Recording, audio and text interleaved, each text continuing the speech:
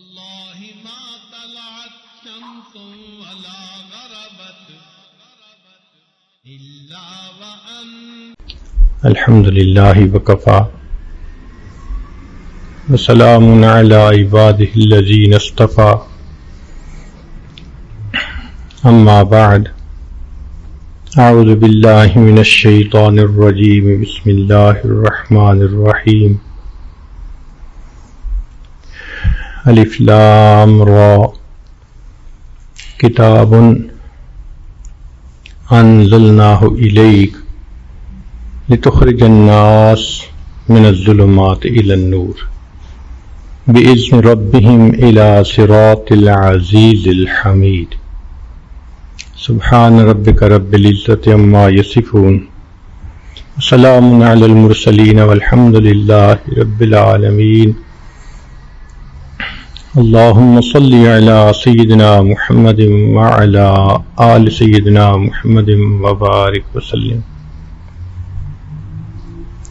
قرآن مجید فرقان حمید اللہ رب العزت کا کلام، اللہ رب العزت کا پیغام انسانیت کے نام. یہ کتاب ہدایت ہے. اللہ رب العزت نے اسے اس لیے اتارا کہ انسان اس کو پڑھیں اور سیدھے راستے کی رہنمائی حاصل کریں.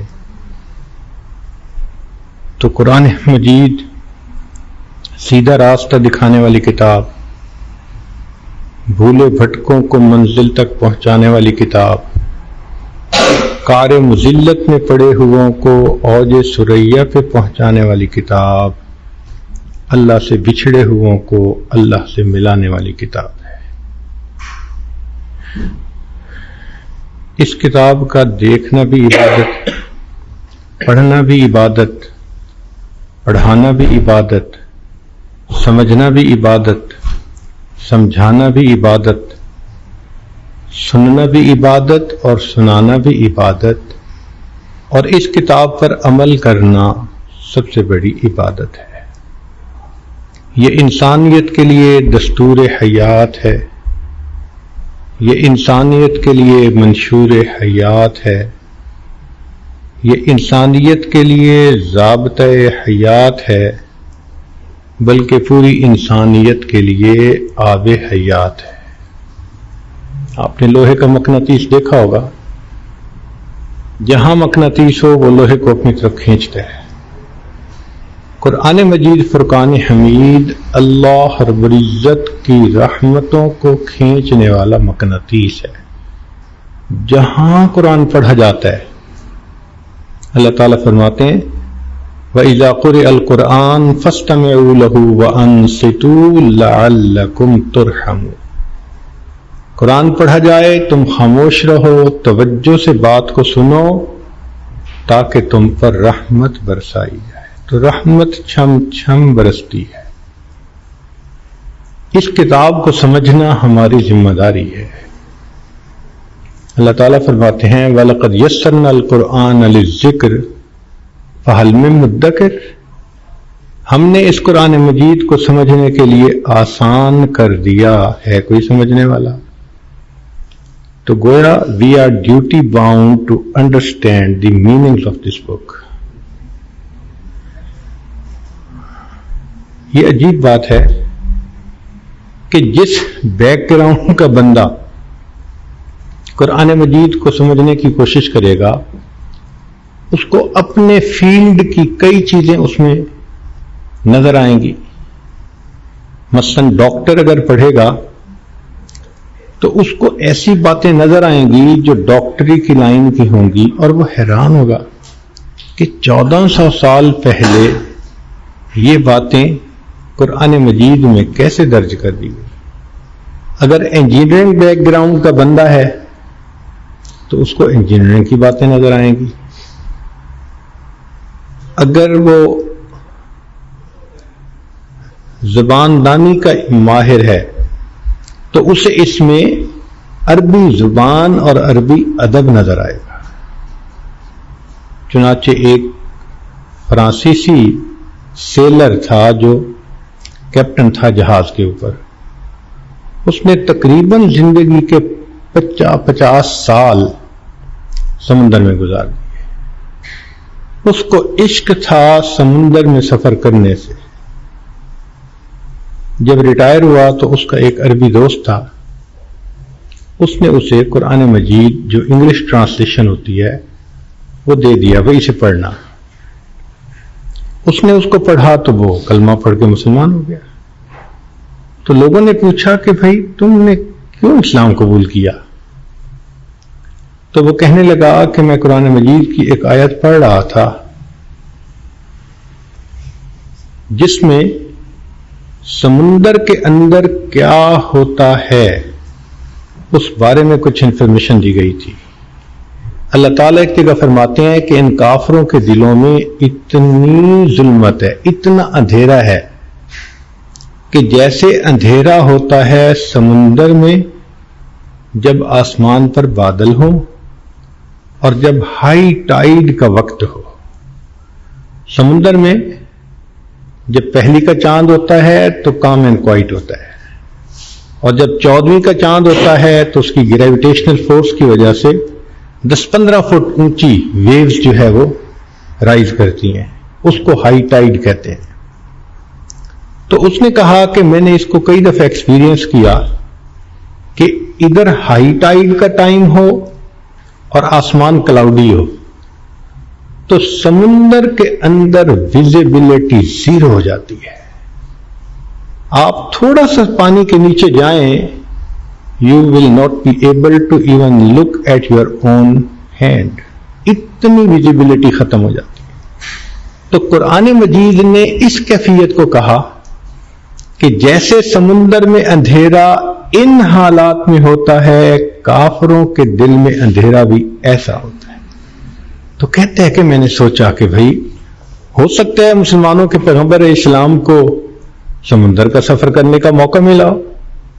تو کہتے ہیں میں نے ان کی زندگی کے بارے میں پوچھا، خود مطالعہ کیا، پتہ چلا کہ وہ زندگی میں ایک مرتبہ بھی سمندر کا سفر نہیں کیا. تو جس بندے نے کبھی ایکسپیرینس نہ کیا ہو وہ اتنا ایگزیکٹلی ایک چیز کو جو مینشن کر رہا ہے، اس کا مطلب یہ اس کا کلام نہیں، یہ اس کائنات کے بنانے والے کا کلام. اس ایک آیت کے اوپر غور کر کے وہ آدمی مسلمان بن جاتے ہیں. ایک اور آیت بڑی سمپل جو آج کل کے بچے بھی سمجھ سکتے ہیں. اللہ رب العزت قرآن مجید میں فرماتے ہیں وَجَعَلْنَا مِنَ الْمَاءِ كُلَّ شَيْءٍ حَيٍّ، ہم نے ہر چیز کو پانی سے زندگی بخشی. یعنی لائف کی جو اوریجن ہے اللہ فرماتے ہیں وہ واٹر سے ہوئی ہے.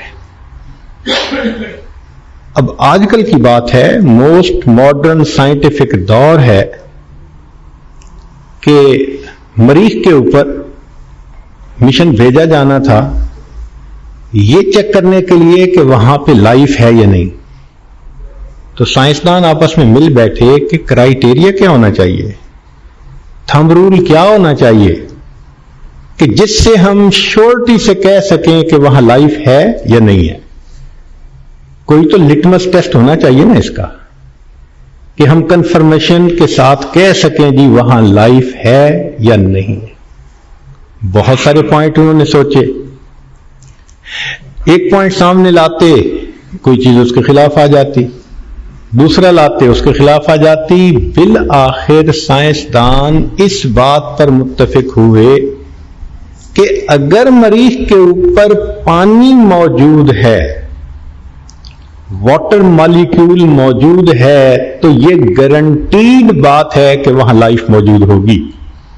1400 سال پہلے جب سائنس کا تصور نہیں تھا، اس وقت قرآن مجید نے کھول کے کہہ دیا وَجَعَلْنَا مِنَ الْمَاءِ كُلَّ شَيْءٍ حَيٍّ، ہر چیز کو ہم نے پانی سے زندگی بخشی. یہ تو ممکن ہے کہ آکسیجن کے بغیر بھی کوئی چیز زندہ رہے. جو میڈیکل جاننے والے لوگ ہیں وہ سمجھتے ہیں کہ اینوریبک بیکٹیریا کیا ہوتا ہے، بغیر آکسیجن کے زندہ رہتا ہے، لیکن پانی کے بغیر زندہ نہیں رہتا. اگر ڈی ہائیڈریشن ہو جائے کسی چیز کی، پلانٹ کی ہو جائے تو وہ مر جاتا ہے، بندے کی ہو جائے تو وہ مر جاتا ہے. پانی کے بغیر زندگی کا تصور نہیں ہے. قرآن مجید نے 1400 سال پہلے بتا دیا تھا. وَجَعَلْنَا مِنَ الْمَاءِ كُلَّ شَيْءٍ حَيٍّ.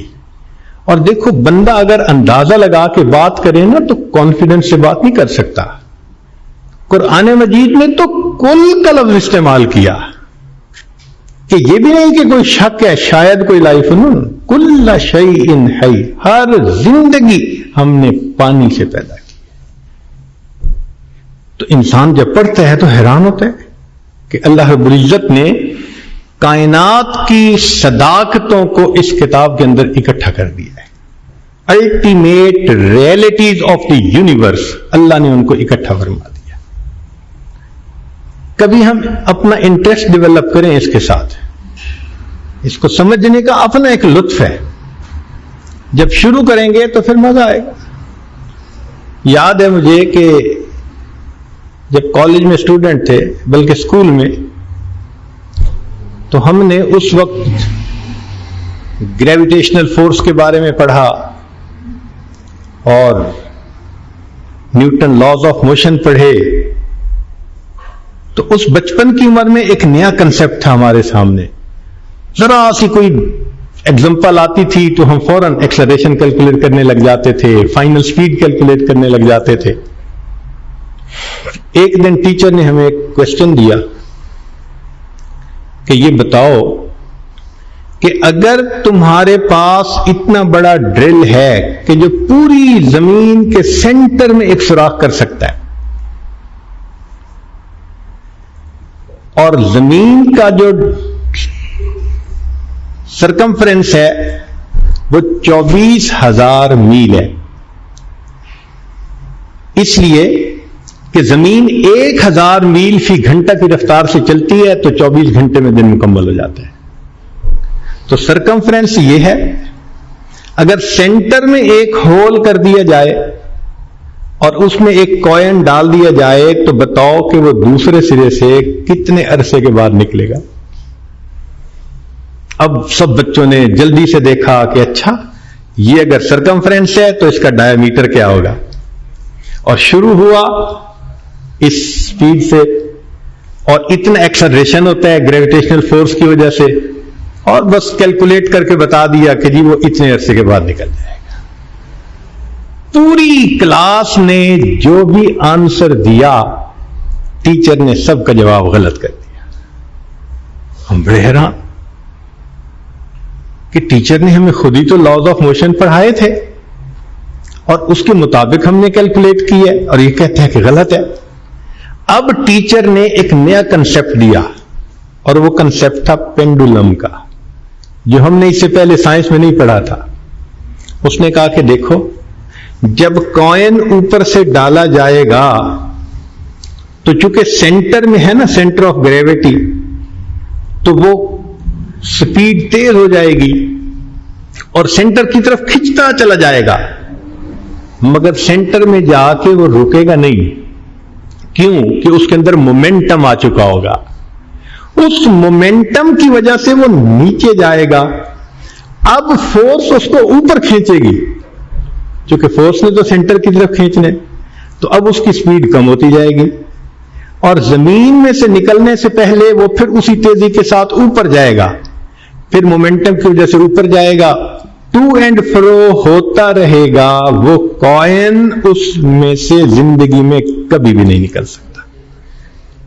اب ہم نے سائنس میں ایک چیز پڑھی تو بڑے حیران ہوئے.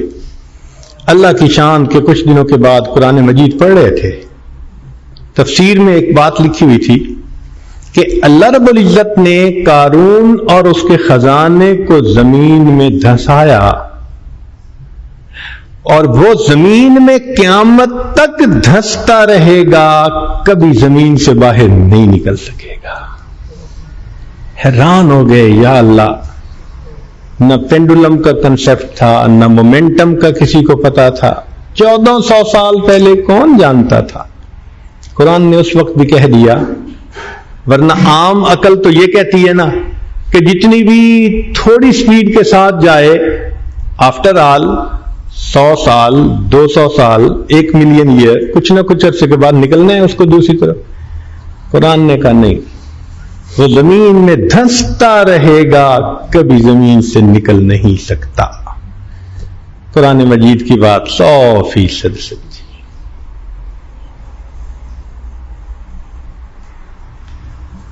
ہم لوگ یونیورسٹی میں تھے تو ایک لڑکا تھا جو ایتھیسٹ تھا، دہریہ تھا، تو کبھی کبھی وہ آ کے کوشچن پوچھا کرتا تھا۔ ایک دن مجھے کہنے لگا کہ مجھے انصاف بہت پسند ہے۔ ہم نے کہا انصاف سب کو پسند ہوتا ہے۔ وہ کچھ زیادہ ہی ایمفیسس اس کے اوپر دینے لگ گیا۔ میں سمجھ گیا کہ کوئی کاروائی ڈال رہا ہے۔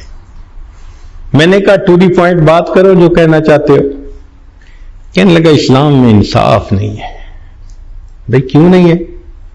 کہتے ہیں دیکھو نا جی، ایک بندہ مسلمان ہے اور وہ نیکی کر لیتا ہے تو اس کو تو ملے گا قیامت کے دن اجر، اور ایک کافر ہے وہی نیکی وہ کرتا ہے، کہتے ہیں جی اجر ہی نہیں ملے گا۔ بھائی دونوں بندے ہیں، دونوں انسان ہیں، انصاف ہونا چاہیے نا۔ اس نے یہ کوسچن ریز کیا کہ یہ جو اسلام کا کنسپٹ ہے نا کہ مسلمانوں کو اجر ملے گا قیامت کے دن اور کافروں کو قیامت کے دن کوئی اجر نہیں ملے گا، یہ مجھے فطرت کے اصولوں کے خلاف نظر آتا ہے۔ اب اپنے ذہن میں وہ ایک ایسا کوسچن لے کے آیا تھا کہ جس کے سامنے اس نے سوچا کہ بس میں اس کو چپ کروا دوں گا اور میں ڈومینیٹ کروں گا۔ میں نے اسے پوچھا کہ اچھا تم تو ایتھیسٹ ہو، فطرت کو بہت مانتے ہو؟ کہنے لگا ہاں۔ میں نے کہا جو لاز آف نیچر ہیں وہ تو سچ ہے نا، حقیقت ہے؟ کہنے لگا ہاں۔ مانتے ہو؟ کہتے ہیں مانتا ہوں۔ میں نے پھر اس سے پوچھا کہ مانتے ہو؟ کہتا ہوں مانتا ہوں۔ تو میں نے کہا کہ اچھا یہ بتاؤ کہ سائنس میں وزن کا فارمولہ کیا ہے؟ اب سائنس کے چھٹی جماعت کے طلباء بھی جانتے ہیں کہ W = M × G، کہ وزن برابر ہوتا ہے کسی چیز کی ماس کیا ہے اور گریویٹیشنل فورس سے اس کو ضرب دے دیتے ہیں۔ اس کا مطلب یہ ہوا کہ اگر میرا وزن بالفرض زمین کے اوپر ہے 100 kg، تو کوئی بندہ مجھے چاند پہ لے کے چلا جائے تو میرا وزن وہاں پر ہوگا تقریباً 60 kg۔ کیوں؟ کہ چاند کی گریویٹیشنل فورس تھوڑی ہے بنسبت زمین کے۔ کوئی بندہ مجھے مریخ پہ لے کر چلا جائے تو میرا ہی وزن وہاں پر ہوگا مے بی 400 kg، کیونکہ مریخ کی گریویٹیشنل فورس کئی گنا زیادہ ہے زمین سے۔ اور کوئی بندہ مجھے اسپیس میں لے کے چلا جائے، میرا وزن ہوگا 0 kg۔ کیوں؟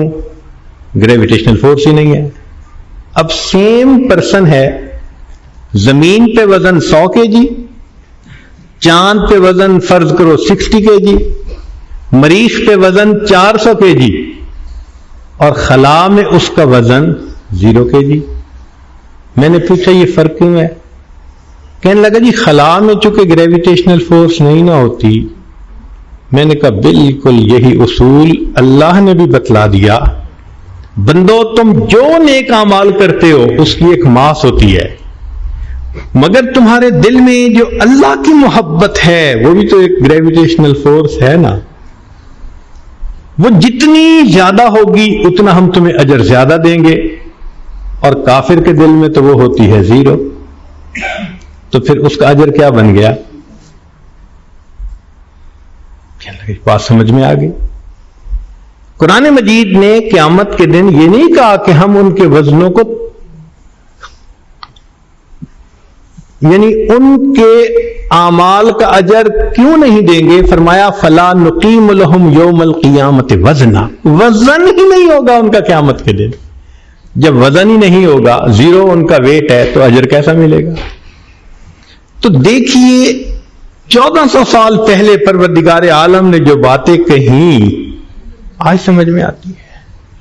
سورہ یاسین شریف آپ پڑھتے ہیں، اس کی ایک چھوٹی سی آیت ہے، لَلشَّمْسُ يَنبَغِي لَهَا أَن تُدْرِكَ الْقَمَرَ، وَلَلَّيْلُ سَابِقُ النَّهَارِ، سورج کو زیب نہیں دیتا کہ چاند کو پکڑ سکے، رات دن سے پہلے نہیں آ سکتی، وَكُلٌّ فِي فَلَكٍ يَسْبَحُونَ، یہ سب کے سب اپنے اپنے آربٹ کے اندر گھوم رہے ہیں۔